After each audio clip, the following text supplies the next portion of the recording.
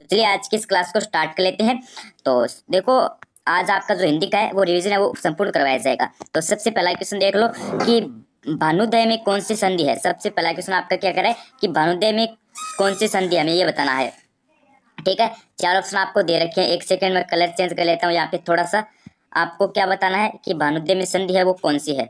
एक सेकेंड, चलो आपका जो कलर है वो यहाँ पे मैंने चेंज कर लिया है। ठीक है, तो सबसे पहला ऑप्शन आपका है गुण, और दूसरा है अयद्धि, और तीसरा यहाँ पे दीर्घ है, और चौथा आपका यण है।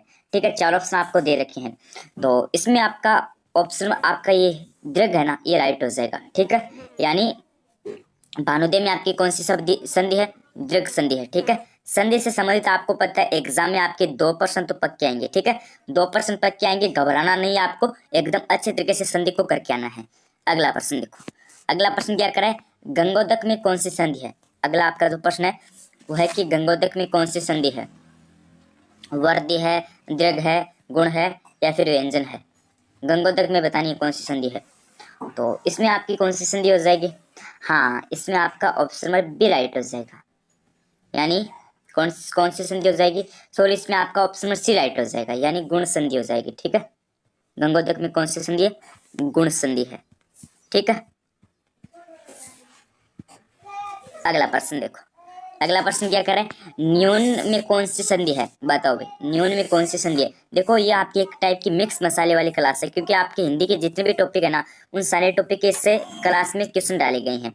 अभी मैं क्या बताना है कि न्यून में कौन सी संधि है। सबसे पहले हम संधि के क्वेश्चन देखते हैं। ठीक है, उसके बाद हम बाकी के जो टॉपिक है उनकी भी क्लास देख लेंगे। तो हमें क्या पूछा कि न्यून में कौन सी संधि है। ठीक है, एक तो है विसर्ग, एक है अयद्धि, एक है यण, एक है वृद्धि। तो हमें बताना है कौन सी संधि है। तो इसमें हमारा हो जाएगा ऑप्शन नंबर सी, यानी यण संधि है। ठीक है, न्यून में कौन सी संधि है, यण संधि है।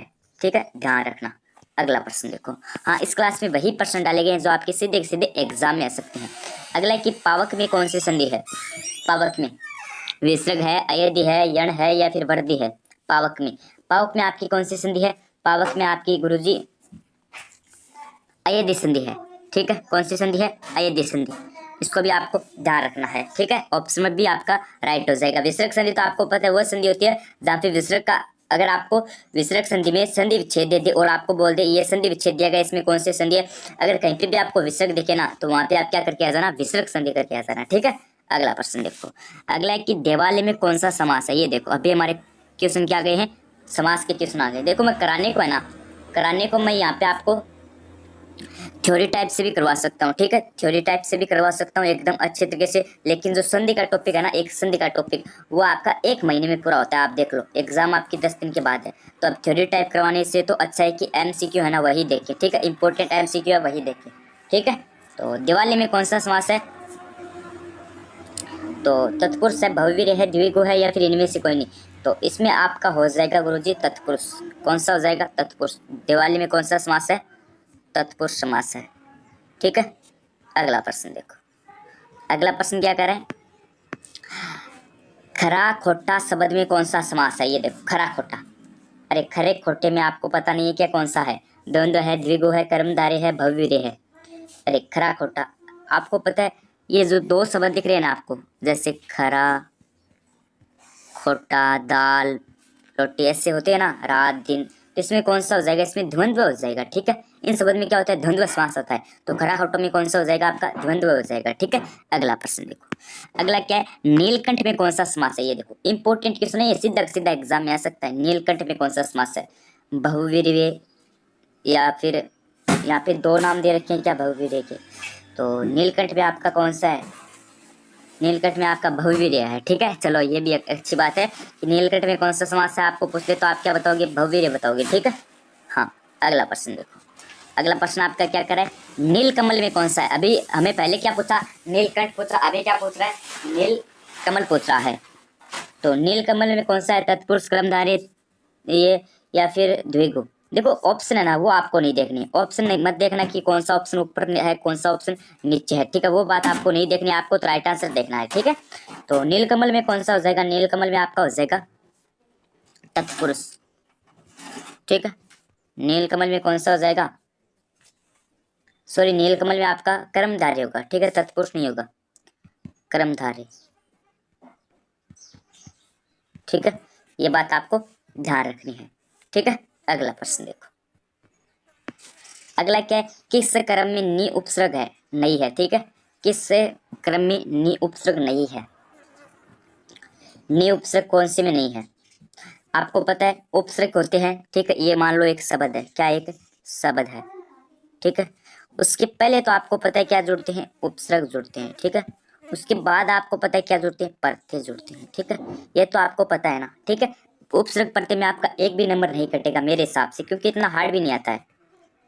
ठीक है, तो हमें क्या बताना है कि नी उपसर्ग का प्रयोग कौन से में नहीं है, या फिर किस क्रम में नी उपसर्ग नहीं है।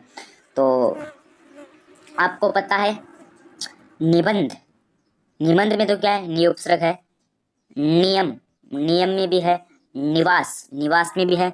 निर्लभ, निर्बल, निर्बल है, इसमें नहीं है। ठीक है, निर्बल में आपका नी उपसर्ग नहीं है। अगला प्रश्न देखो। अगला क्या है, किस क्रम में एक से अधिक उपसर्गों का प्रयोग किया गया है, बताओ भाई। एक से अधिक उपसर्गों का प्रयोग कौन से में किया गया है, तो इसमें कौन सा हो जाएगा आपका, इसमें आपका हो जाएगा पर्यावरण। ठीक है, पर्यावरण में एक से अधिक उपसर्गों का प्रयोग किया गया है। ठीक है, ये ऑप्शन को लॉक कर दो। अगला देखो। अगले कि जो शब्दांश शब्द के प्रारंभ में जुड़कर उसमें अर्थ में परिवर्तन कर देते हैं या उसमें विशेषता उत्पन्न कर देते हैं, उसे क्या कहते हैं। ये देखो, ये मैंने आपको बताया था ना, अभी जस्ट 2 मिनट पहले ही तो बताया था मैंने। हाँ, ये आपके क्या कहलाते हैं, या फिर उसे क्या कहते हैं।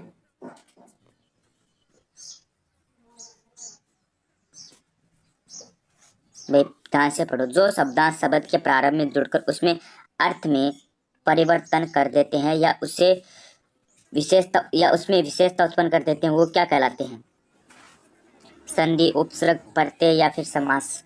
तो वो आपके कहलाते हैं उपसर्ग, क्योंकि उपसर्ग आपको पता है कोई शब्द होता है। ठीक है, उसके पहले जुड़ते हैं, क्या जुड़ते हैं, पहले जुड़ते हैं।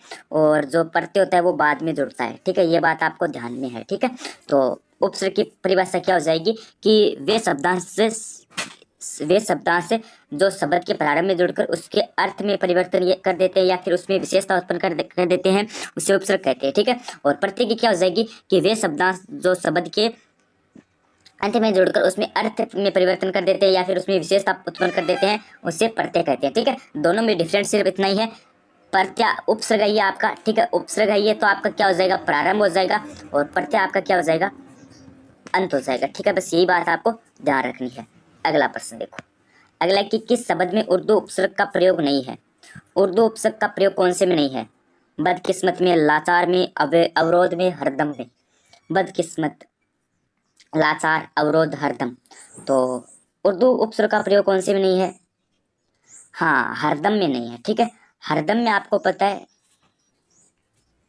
उर्दू उपसर्ग का प्रयोग नहीं किया गया है। बदकिस्मत, लाचार, अवरोध, ये सभी क्या है, ये उर्दू उपसर्ग है। ठीक है, या फिर उर्दू उपसर्ग का प्रयोग है। ठीक है, अगला प्रश्न देखो। अगला है कि किस विकल्प में विशेष युक्त कर्त प्रत्यय नहीं है। तो कर्त प्रत्यय कौन से में नहीं है, हाँ ये आपका हो जाएगा, पठने में है, चिंतित में है, विशेषज्ञ में है, लेकिन समझौते में नहीं है। ठीक है, या फिर समझौता है उसके अंदर नहीं है। अगला प्रश्न देखो। अगला है कि किस विकल्प में भाववाचक कर्त प्रत्यय है, बताओ भाई, किस विकल्प में भाववाचक कर्त प्रत्यय है। 4 ऑप्शन आपको दे रखे हैं, लिखाई, पेकड़, लुटेरा, चालाक। इसमें आपका हो जाएगा ऑप्शन नंबर ए, यानी लिखाई। अगला प्रश्न देखो। अगला कि गुरहट में कौन सा प्रत्यय है, गुरहट में, गुरहट में कौन सा प्रत्यय है। देखो क्रिया बोधवाचक है, ये तो नहीं है। ठीक है, भाववाचक भी नहीं है, करणवाचक भी नहीं है, इसमें आपका कर्तवाचक तद्धित प्रत्यय है। ठीक है, गुरहट में कौन सा है, कृतवाचक तद्धित प्रत्यय। ठीक है, ऑप्शन भी आपका राइट हो जाएगा। अगला प्रश्न देखो। अगला कि किस शब्द में आल प्रत्यय नहीं है, ससुराल, ननिहाल, त्रिपाद, ददिहाल। आल प्रत्यय है वो कौन से में नहीं है, हमें ये बताना है। देखो आल आपको पता है कौन से में नहीं है, कौन से में नहीं है आपको पता है, ससुराल। इसमें तो क्या है ननिहाल, इसमें क्या है। ददिहाल, इसमें क्या है। लेकिन तिरपाल इसमें नहीं है, ठीक है। आल प्रत्यय किसमें नहीं है, तिरपाल में नहीं है, ठीक है। ये बात आपको ध्यान रखनी है। अगला प्रश्न देखो। अगला कि इनमें से कौन सा शब्द अनेकार्थी शब्द सारंग शब्द से संबंधित नहीं है, बताओ। तो पपैया, कोयल, मोर, ये तीनों तो आपके संबंधित हो जाएंगे, लेकिन तोता आपका संबंधित नहीं है, ठीक है। हाँ, तोता आपका संबंधित नहीं है। अगला प्रश्न क्या कह रहा है, निपट शब्द का समानार्थी नहीं है।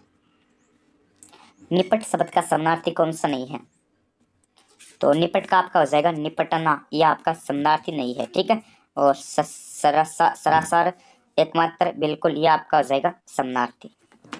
उसके बाद आपका अगला प्रश्न क्या कर रहा है कि इसमें से कौन सा शब्द अनेकार्थी शब्द हरि से संबंधित नहीं है। हरि से संबंधित कौन सा नहीं है, या फिर संबंध कौन सा नहीं है। तो विष्णु, बंदर, सूर्य, ये तो आपके संबंधित है। और नदी है, ये आपका संबंधित नहीं है, या फिर संबंध नहीं है, ठीक है। उसके बाद आपका अगला प्रश्न देखो कि इनमें से कौन सा शब्द पुत्री का पर्यायवाची नहीं है। पुत्री का पर्यायवाची आपको पता होना चाहिए कौन कौन सा शब्द है। तो पुत्री का पर्यायवाची आपको पता है, तनैया है, आत्मा है, सॉरी, आत्मजा है, तनुजा है, लेकिन अनुजा नहीं है। पुत्री का पर्यायवाची आपको पता है कौन कौन से शब्द, अगर आपको पूछ ले पुत्री का पर्यायवाची शब्द बताओ, तो आप क्या बताओगे, तनैया बताओगे, आत्मजा बताओगे, तनुजा बताओगे, लेकिन नहीं कौन सा है, अनुजा आपका नहीं है, ठीक है। अगला प्रश्न देखो। अगला कि इसमें से किस वर्ग में शब्द का सही अर्थ है। इसमें से किस वर्ग में शब्द का सही अर्थ है, तो इसमें आपका कौन सा हो जाएगा, इसमें आपका ऑप्शन ए हो जाएगा, यानी विरुद्ध, खिलाफ, ठीक है। ब्याज, बहाना, ये आपका गलत है। और सच्ची, इंद्रधनी, ये गलत है। हरि, विष्णु, ये भी गलत है, ठीक है। विरुद्ध, खिलाफ, ये आपका सही है। अगला प्रश्न देखो। अगला क्या है, गौरव का विलोम शब्द कौन सा होगा, बताओ भाई। लघु, लघिमा, लाघव, या फिर लघुत्व। गौरव, गौरव का आपका क्या होगा, गौरव का आपका होगा गुरुजी लाघव, ठीक है। हाँ, गौरव का क्या हो जाएगा, लाघव हो जाएगा। उसके बाद आपका अगला प्रश्न क्या है कि इनमें से कौन सा विलोम शब्द युगम सही नहीं है, या फिर युगम नहीं है। अच्छा, तो इसमें आपका हो जाएगा ऑप्शन नंबर ए, अमल विमल, ये आपका नहीं है, ठीक है। अगला प्रश्न देखो। अगला प्रश्न क्या कर रहा है, कौन सा विलोम शब्द सही शब्द सुगम शब्द युगम है वो सही नहीं है। तो शब्द युगम कौन सा सही नहीं है, तो इसमें देखो आपका, हाँ, इसमें देखो आपका जो खंड विखंडन है ये आपका सही नहीं है। उचित, अनुचित, संयोग, वियोग, संपत्ति, विपत्ति, ये तो सही है। खंडन, विखंडन, ये आपका सही नहीं है, ठीक है। उसके बाद आपका अगला प्रश्न है कि कौन सा शब्द अर्थ की दृष्टि से अंक से संबंधित नहीं है, बताओ भाई। अंक से संबंधित कौन सा नहीं है,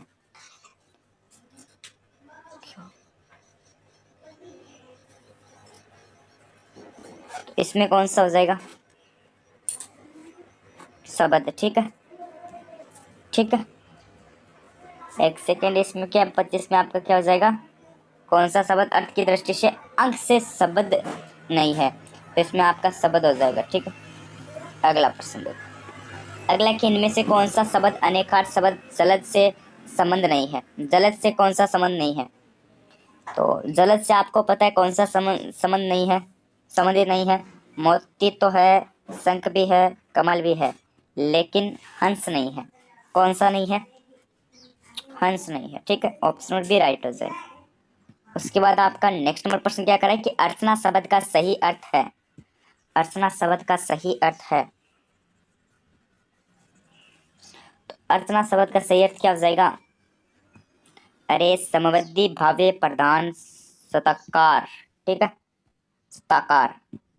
उसके बाद आपका अगला क्वेश्चन है कि व्याकरण की दृष्टि से पद का अर्थ है, बताओ भाई। पद का अर्थ क्या है, व्याकरण की दृष्टि से बताना है। तो पद का अर्थ आपको पता है व्याकरण की दृष्टि से क्या है, चरण है, चरण। ठीक है, अगला प्रश्न देखो। अगला कि कौन सा विकल्प उचित नहीं है, कौन सा विकल्प उचित नहीं है हमें ये बताना है। तो बसन, बर्तन, व्यसन, मद्यपान, ये आपका गलत है। ठीक है, या फिर उचित नहीं है। उसके बाद आपका अगला प्रश्न क्या करे, यदि ग्रह का अर्थ ग्रह है तो ग्रह, ग्रह का अर्थ क्या होगा। यदि ग्रह का अर्थ ग्रह है तो ग्रह का अर्थ क्या होगा, नक्षत्र, महल, झोंपड़ी, ग्रहण। तो ग्रह का अर्थ क्या हो जाएगा आपका, हाँ नक्षत्र हो जाएगा। क्या हो जाएगा, नक्षत्र हो जाएगा। ठीक है, उसके बाद अगला प्रश्न देखिए। उसके बाद आपका देखो नेक्स्ट पीडीएफ आपके सामने सेट हो गई है, और नेक्स्ट पीडीएफ का आपका फर्स्ट प्रश्न क्या कर रहा है, ठीक है, कि गतिमान में किस प्रत्यय का प्रयोग हुआ है। हमें क्या बताना है कि जो गतिमान शब्द है, ठीक है, उसमें किस प्रत्यय का प्रयोग हुआ है, मान, अन, आन या फिर न। तो गतिमान में आपको पता है किस प्रत्यय का प्रयोग हुआ है, हाँ गतिमान में किस प्रत्यय का प्रयोग हुआ है, हाँ मान प्रत्यय का प्रयोग हुआ है। ठीक है, ऑप्शन बी आपका राइट हो जाएगा। ठीक है, हाँ अगला प्रश्न देखो। अगला प्रश्न क्या करें, प्रत्येक में कौन सी संधि है, प्रत्येक में, प्रत्येक में कौन सी संधि है हमें ये बताना है। तो प्रत्येक में आपकी कौन सी संधि हो जाएगी, अयदि, यण, वर्दी या फिर गुण। तो प्रत्येक में आपकी हो जाएगी यण। कौन सी संधि है, यण है, क्योंकि आपको पता है यण संधि का एक सबसे बड़ा नियम क्या होता है, आपको पता है कि य, र, व, ल। ठीक, ठीक है, य, र, ल, व। ठीक है, ये जो आपको मैंने चार शब्द बताए हैं ना, एक तो ये, एक रे, एक ले या फिर व ले। ठीक है, ये जो चार शब्द है ना, ये रे, व ले। ठीक है, इनसे अगर पहले, इनसे अगर पहले अगर आधा शब्द आ जाए, ठीक है, ठीक है, आधा शब्द आ जाए, जैसे पूरा ना आए, जैसे अब मैं का आधा मैं आ गया, ठीक है, तय का आधा तय आ गया, मैं एकदम आम भाषा में बता रहा हूँ आपको। ठीक है, से का आधा से आ गया, ठीक है, और कै का आधा कै आ गया, यानी इनसे पहले है ना, ये जो चार शब्द है ना, इनसे पहले अगर आधा शब्द आ जाए तो वहां पे कौन सी संधि होगी, हमेशा यण संधि होगी। जैसे ये से पहले, ये आपका ये है ना, ये से पहले क्या आ गया, आधा तय आ गया, तो इसमें कौन सी संधि हो गई, सीधी यण हो गई। ठीक है, अगला प्रश्न देखो। अगला कि बंदर क्या, एक सेकेंड, हाँ क्वेश्चन देखो आपका नेक्स्ट नंबर क्या है, कि बंदर क्या जाने अदरक का स्वाद। कहावत का अर्थ क्या है, बंदर क्या जाने अदरक का स्वाद, कहावत का अर्थ क्या है, बंदर को अदरक का स्वाद मालूम नहीं, या फिर पागल व्यक्ति को अच्छी वस्तुएं फेंक देता है, या फिर बंदर के मुख में स्वादेंद्रिया नहीं होती है, गुणहीन व्यक्ति अच्छी वस्तु भी अनादर करता है। तो इसमें कौन सा होगा, तो इसमें आपका डी हो जाएगा, यानी गुणहीन व्यक्ति अच्छी वस्तु का भी अनादर करता है। तो ये आपका किस कहावत का अर्थ हो जाएगा, ये आपका हो जाएगा बंदर क्या जाने अदरक का स्वाद। इस कहावत का अर्थ क्या हो जाएगा कि गुणहीन व्यक्ति अच्छी वस्तु का भी अनादर कर देता है, यानी डी ऑप्शन आपका राइट हो जाएगा। अगला प्रश्न देखो। अगला कि इस क्रमांक में समास का सही विग्रह कौन सा है, इस क्रमांक में समास का सही विग्रह कौन सा है। तो हवन सामग्री, हवन की सामग्री, ये तो गलत है। और उसके बाद गर्त पका, गर्त से पका हुआ, ये गलत है। संबा पंडित, सभा का पंडित, ये भी गलत है। संबा पंडित का क्या बताया है, सभा पंडित पता है, ये गलत है। अहिर्निश का अहन और निस्सा, ये आपका सही हो जाएगा। ठीक है, अहिर्निश का क्या हो जाएगा, अहन और निस्सा। उसके बाद आपका अगला प्रश्न क्या है कि, हाँ एक सेकेंड, नेक्स्ट में आपका प्रश्न क्या करा है कि व्रत संग्रही घर से न राहु से विपरीत अर्थव्यवस्था किस क्रमांक है। तो ये आपकी हो जाएगी जादू वही जो सिर चढ़े बोले। ठीक है, अगला प्रश्न देखो। अगला प्रश्न आपका क्या करा है, इस क्रमांक में शब्दगत संरचना में संधि नियम का अपवाद है। तो इसमें आपका कौन सा हो जाएगा, हाँ इसमें आपका हो जाएगा अक्षोहिणी। उसके बाद आपका अगला प्रश्न है कि हार में कौन सा उपसर्ग जोड़कर द्वारपाल काट देता है, बताओ भाई। ये आपका थोड़ा सा इंपॉर्टेंट है। आहार में कौन सा उपसर्ग जुड़कर द्वारपाल काट देता है? देखो ये थोड़ा सा हाई लेवल का प्रश्न है, ठीक है, हाई लेवल का थोड़ा सा प्रश्न है, क्योंकि इसमें क्वेश्चन को थोड़ा सा घुमा दिया है कि क्वेश्चन को क्या किया गया है, घुमाया गया है, ठीक है, ऐसे, ठीक है। क्वेश्चन में क्या बोला है कि हार में कौन सा उपसर्ग जोड़कर द्वारपाल काट देता है, प्रति, आहा, वी या फिर नी? तो इसमें कौन सा होगा? इसमें आपका होगा बी, यानी आ, ठीक है, आ उपसर्ग जोड़कर, ठीक है, आहार में आ उपसर्ग जोड़कर क्या देता है, द्वारपाल काट देता है, ठीक है, ध्यान रखना। अगला प्रश्न देखो, अगला कि किस कर्मांक में सार्वभौमिक विशेषण वाला वाक्य है? तो इसमें आपका कौन सा होगा? इसमें आपका हो जाएगा ऑप्शन नंबर बी, यह पानी तो सबका है ये, ठीक है। अगला प्रश्न देखो, अगला कि किस कर्मांक में सभी अशुद्ध शब्द है? किस कर्मांक में सभी अशुद्ध शब्द है? तो इसमें आपका कौन सा होगा? हाँ, इसमें आपका हो जाएगा ऑप्शन नंबर ए, यानी अंतःक्षार्य, द्रष्टव्य, षष्टम, अंतर्ध्यान, ठीक है। अगला प्रश्न देखो, अगला है कि किस क्रमांक में अशुद्ध वाक्य है? बताओ भी। साहे और बेगम सुरैया विमान में से उतरे, मुझे व्याकरण बहुत कठिन लगता है, आंख का काजल निकालने में वह कब चुका, रघु ने अपने रतन तथा सोना चांदी आदि सब दान कर दिया। तो अशुद्ध वाक्य कौन सा है? अशुद्ध वाक्य आपका हो जाएगा गुरुजी डी ऑप्शन, यानी रघु ने अपना रतन तथा सोना चांदी आदि सब कुछ दान कर दिया। इसमें सही आपका कैसे होता? सही आपका ऐसा होता है कि रघु ने अपने रघु ने चांदी, सोना सोना चांदी, रतन आदि सब दान कर दिए, ठीक है। रघु ने अपने चांदी सोना, अपना सोना चांदी रतन, ठीक है। क्वेश्चन आपका वाक्य है वो शुद्ध कैसे बनता कि रघु ने अपना सोना चांदी और रतन है, या फिर तथा रतन, या फिर और रतन आदि, ये जो सब है ये दान कर दिए, ठीक है। आपका शुद्ध ऐसे होता है। अगला प्रश्न देखो, अगला है कि निम्नलिखित मुहावरों में शीघ्र नष्ट हो जाने का आशय किस मुहावरे में है? अंग अंग ढीला होना, पक्का आराम होना, ओस का मोती होना, बोबी में हाथ डालना।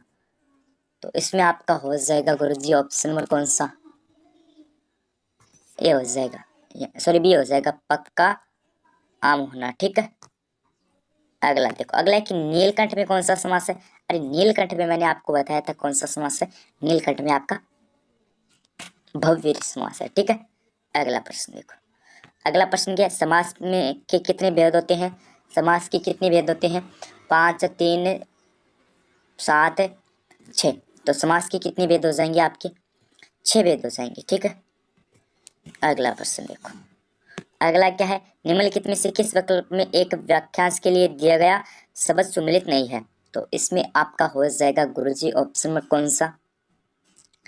बी हो जाएगा, यानी जो तीनों कालों को जानता है, भूत, वर्तमान व भविष्य सृगी, ठीक है। ये शब्द सही सुमिलित नहीं है। अगला देखो, अगला क्या है, किस वाक्य में सर्वनामिक विशेषण है? तो इसमें आपका हो जाएगा ऑप्शन नंबर डी, यानी वह खंबा गिर जाएगा। उसके बाद आपका अगला क्वेश्चन क्या है कि किस क्रम में संप्रदान कारक है? तो इसमें आपका हो जाएगा गरीब के निमित्त वस्त्र दान करो। उसके बाद आपका अगला प्रश्न है कि आवट प्रत्यय से कौन सा शब्द नहीं बना? ये थोड़ा सा आपका इंपॉर्टेंट प्रश्न है कि आवट प्रत्यय से कौन सा शब्द नहीं बना है। देखो लिखावट बना है, थकावट बना है, सजावट बना है, लेकिन चिकनाहट नहीं बना है, ठीक है। हाँ, आवट प्रत्यय से, क्योंकि आपको पता है इनमें क्या है, लिखावट, थकावट और सजावट में क्या है, आवट प्रत्यय है, चिकनाहट में आवट प्रत्यय नहीं है। कैसे है वो मैं आपको बता देता हूँ। जैसे लिख प्लस आवट, तो क्या हो जाएगा, लिखावट, ठीक है। जैसे थक प्लस आवट, तो क्या हो जाएगा, थकावट, ठीक है। जैसे सज प्लस आवट, तो क्या हो जाएगा, सजावट, ठीक है। जैसे चिक प्लस आवट, ये तो चिकावट होता है, चिकनाहट नहीं होता है, ठीक है। तो आउट प्रत्यय से कौन सा शब्द नहीं बना है, चिकनाहट नहीं बना है। ठीक है, अगला और आज का लास्ट प्रश्न क्या करें, अर्जुन का पर्यायवाची है धनंजय, सुरपति, पुरंदर, शकर। या आपका शकर ऐसे मंडा हुआ है। ठीक है, तो अर्जुन का आपका क्या हो जाएगा प्राची, धनंजय हो जाएगा। ठीक है, ऑप्शन नंबर ए राइट हो जाएगा। तो ये तो आज की हमारी हिंदी की जो क्लास थी मिक्स मसाला की, यानी आपके जितने भी टॉपिक थे उनके क्वेश्चन थे। अभी मुझे बताना आपको क्लास कैसे लगी और आपकी कितनी क्वेश्चन सही हुए। चैनल पर पहली बार विजिट करो तो चैनल को सब्सक्राइब कर देना।